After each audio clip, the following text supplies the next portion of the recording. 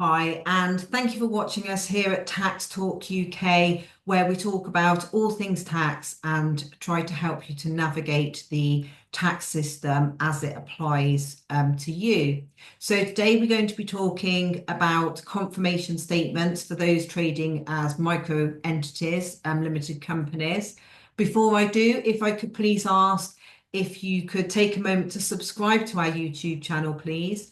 That way you'll easily be able to refer back to this information if you should need to, as well as being able to navigate to other information that we have on a whole host of different topics, all aimed at supporting you in your self-employment.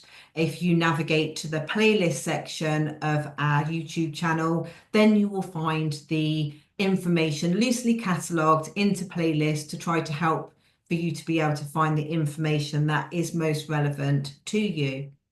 So back on to confirmation statements for limited companies. So this will be applicable to those in our audience who are trading as micro entity limited companies. Anyone that is registered, their entity is registered with Companies House. So we've had a few questions regarding the recent changes in confirmation statements, and it's all quite straightforward. It's all part of the new legislation and the tightening up of procedures and the tightening up generally of companies per se.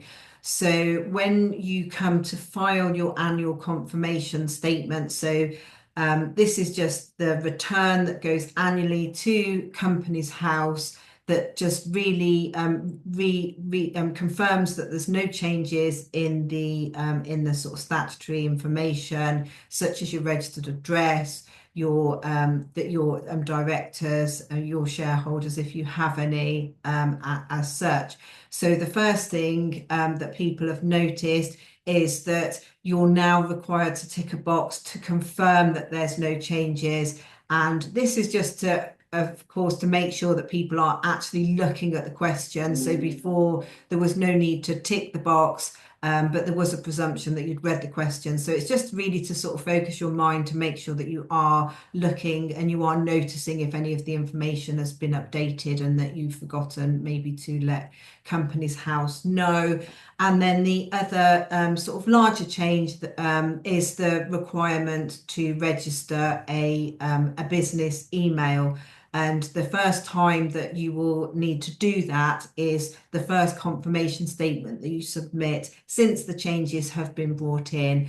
And this simply is an email address that Companies House can contact the company on. So it doesn't matter if it's a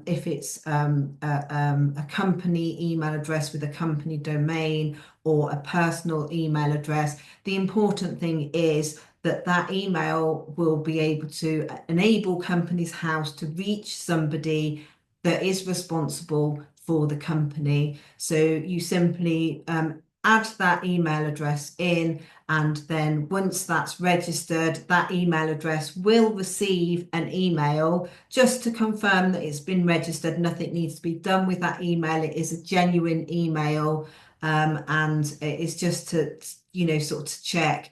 So if you don't receive a confirmation email, then do check that you have correctly registered the business email address. So hopefully that helps to sort of clarify that there's nothing sort of majorly different when you're submitting your confirmation statements, and the changes are just part of the plan changes with the new regulations, and there will be more changes that we are expecting to be implemented.